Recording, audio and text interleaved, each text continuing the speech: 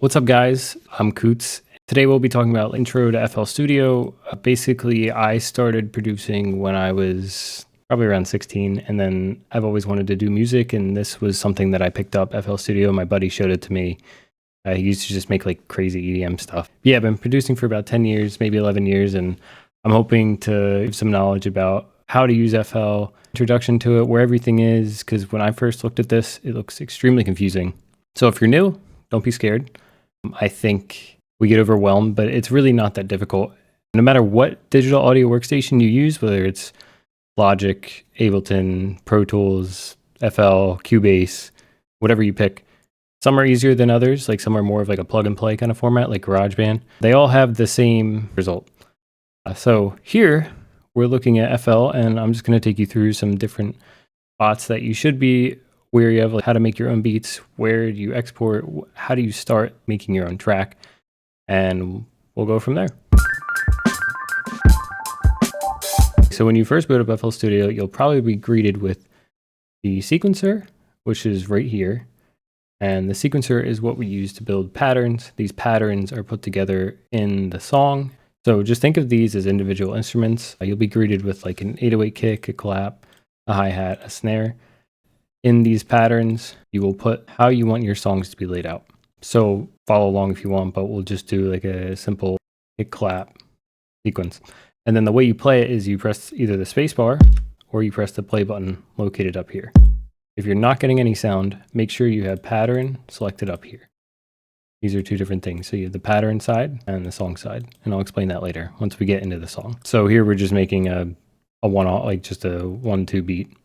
So you have your clap, which is the sample here if you click on it, and your kick here, if you click on this, you'll find that sample as well.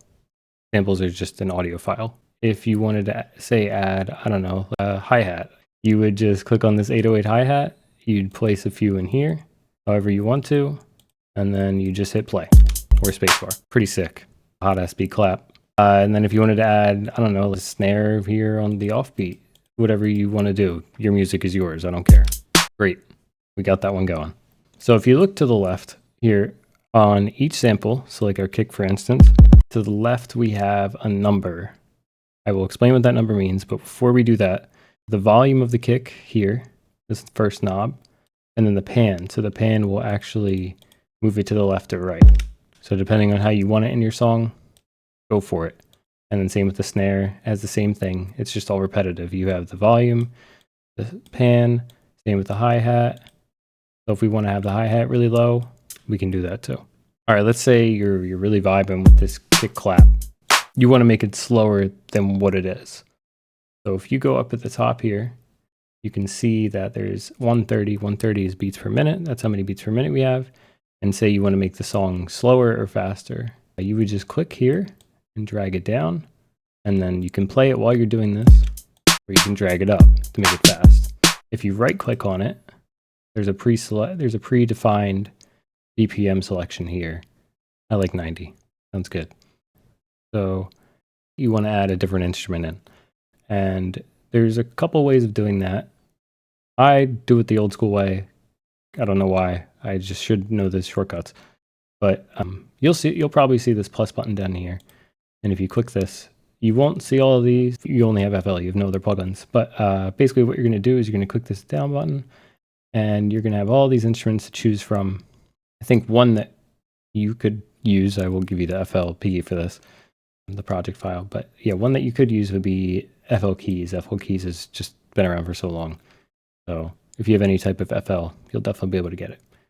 So when you add it, you'll see this new plugin here. You'll realize that it's under the drums. Cool. And you're probably wondering, like, is this how I draw the notes? That's not how you do it. You actually do it in the piano roll. So if you right click on this and if you right click on the instrument itself, there's a little button that says piano roll. So you can click that and you'll get this whole new setup. Looks confusing at first. If you don't know your way around a piano, totally fine. I never knew how to play piano ever in my life. I solely learned how to make music just by using this, so don't be afraid. Just like everything else in FL, if you click, it'll draw a note. It'll draw a little stuck in this. Don't worry about this. I'll tell you that later. So if you just draw a note, pretty cool. While we're going over the piano roll, I will explain some things. So you can actually stack notes together. So I'm going to erase these by holding down the right mouse button. And the way you can actually make chords is you just do this. Yeah, so you can make chords that way. You can go as high as you want. If okay, so once you have your chords up, your melody, whatever you want, you can draw whatever you want. I don't know if you have good melodic expertise or if you're a music major and you know a lot of scales. I personally don't. You don't really need to know that. But once you have your notes down, there's a few tools that you can use in the piano roll that will make your instruments either sound more lifelike, it'll give more variation. You can do this with the drums that we edited. I'll show you that in a second. And then you can other instrument that you use in the piano roll. Some instruments that are third parties might not work exactly the way you want them to, but there's ways around that. Don't worry about it for now. So now that we have our chords going, you can actually select notes. So on Windows, I believe it's Control, and then you drag with the left mouse button. And then I believe on Mac it is Alt, and you can click and drag down. There's also these buttons up here. If neither of those work for you for whatever reason, you have the select tool and you can drag this. Just make sure you go back to the draw tool. And then down here is where you will control how the notes react. So there's something called velocity, and velocity is from 0 to 127. And this is just how loud the note will be. There's really no reason to it why it's 0 to 127. It's just a value. So you can actually drag this down and it'll be quieter. And if you can alternate them, you can hear the noticeable difference there. And on FL, down here, you have where this control button is, and then there's a drop note pan, note release, unsupported parameter, fine pitch, channel panning, volume, channel pitch. So note, remember how we can pan the kicks and the snares? Well, you actually can do this in real time by using this control feature. For each individual MIDI note, you can actually change the pan. So if you have headphones off speakers, you will be able to hear this. This will go all the way to the right, and this will go all the way to the left, and this will just stay in the middle. It's a pretty cool thing you can do. And if you want to bring them back to the same level, you would right click and drag it like that, and it'll set them all to the same level. Or you can double click on the notes, hit reset, and that should reset them. Sometimes. It doesn't always work. If you double click on a note, you can hit reset. That's just the introduction. I will get more into it in some other video. So now we're going to put it into the playlist. I'm going to put it into the song section, and I'm going to show you how to do that. What you will do is you'll go into View, Playlist, or for short, you can press F5. And then your settings should look like this. So in the top, if you go up here under your minutes and seconds counter there, you'll see this thing called Pattern 1. If you click this drop down, you'll be able to see all the patterns. We just made a pattern in the step sequencer.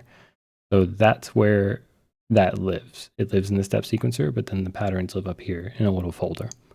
So you're going to click on this pattern, and then anywhere, you're just going to click, and you pasted that pattern.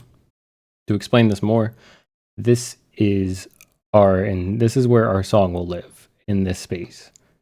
So whenever you export a song, finish, this is where it's going to be.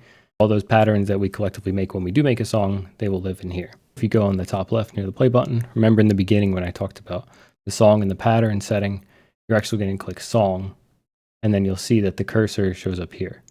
Then if you hit the space bar, now this is just going to be one bar of the song. If you want to paste more, you can keep pasting it to make your song longer.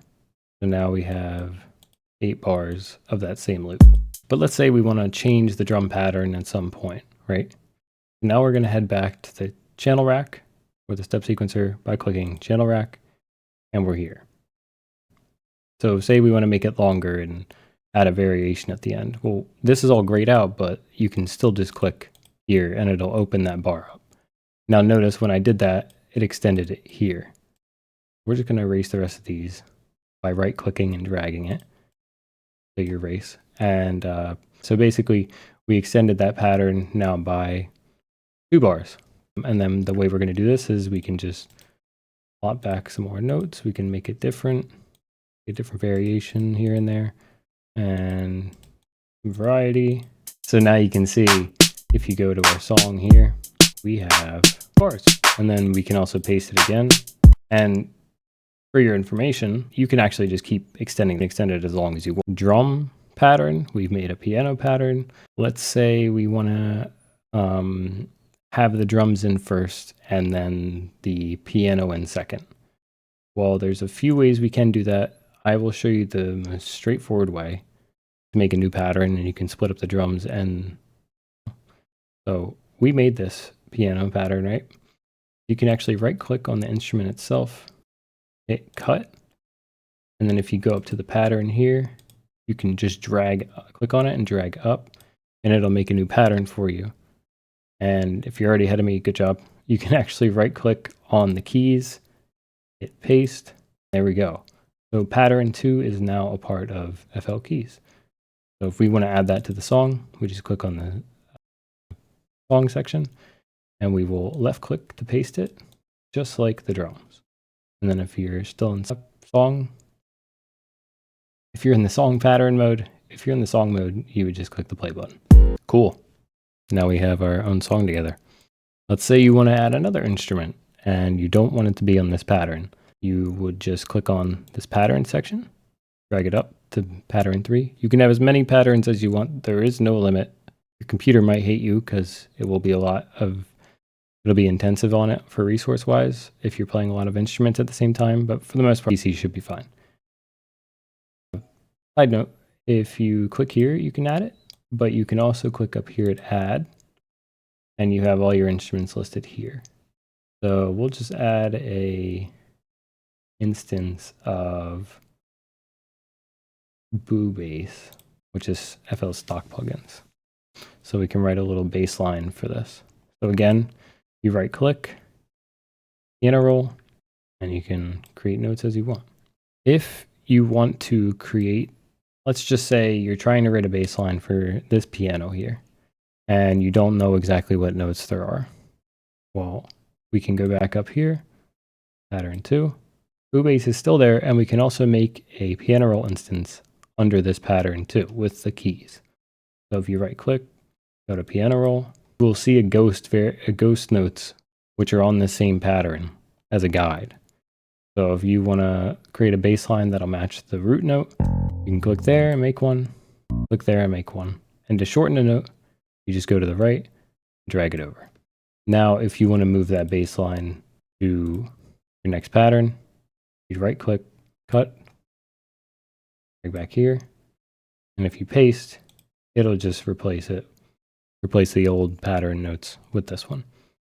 So just remember, we have to paste it into our song. So you left click, make sure you're in the song mode, and play. All right.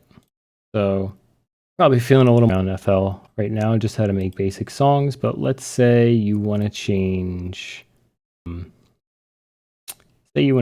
your like kick sample for example. When you first load up FL, you'll have packs, miscellaneous, all these different folders over here. And this is in the browser section. So this is where you find your audio samples that you can drag into your song. So you can download stuff online, drag it in. You can get samples online, drag it in. You can make your own and bring it to another project. It's really endless. So over here on the left side, if you click on the pack section, this is what comes stock with FL. We click on drums, for instance, and say you want a different kick. There's so many different ones. There's always, you could just search forever for them. I can never find the right one.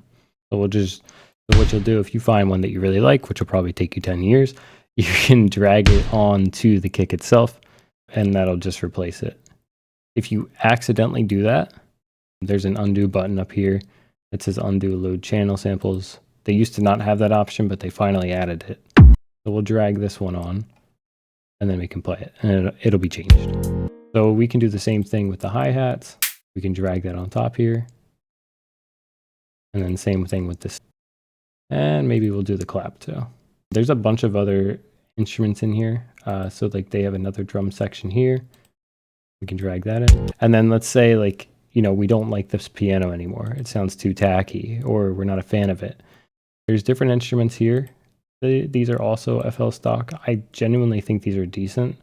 If you go under instruments and keyboards, you have different ones here. It'll load up direct wave. Might take a second depending on your PC. Hopefully mine doesn't crash. All right, cool. So don't worry about all this. You'll learn that in time.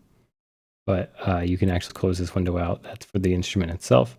Sounds different, right? And then let's say we don't like that bass anymore. It also sounds way too tacky. You can go to bass, and there's different ones here, like Ibanez.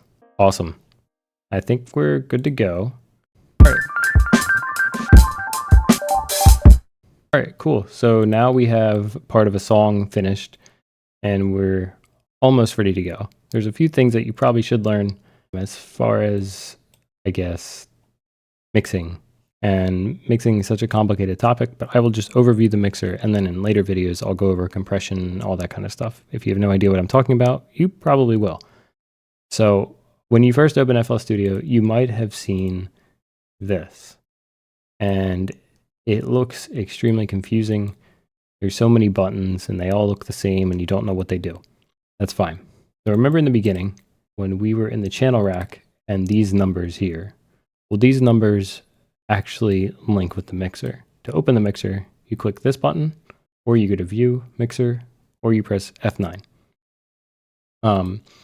Okay, so these numbers here, so like our kick, for example, when you play it, you will see it on the mixer pop up. So let's go into pattern mode, make sure we're in pattern 1, and we'll play our drum loop. If you're unsure of what's going on here, all of these samples, all of these sounds are actually being routed to this mixer. And this specific example for the kick is routed to channel 1, which is right here. Clap is routed to channel 2, which is right here. Promo CH, I believe that's our hi-hat, is routed to channel 3.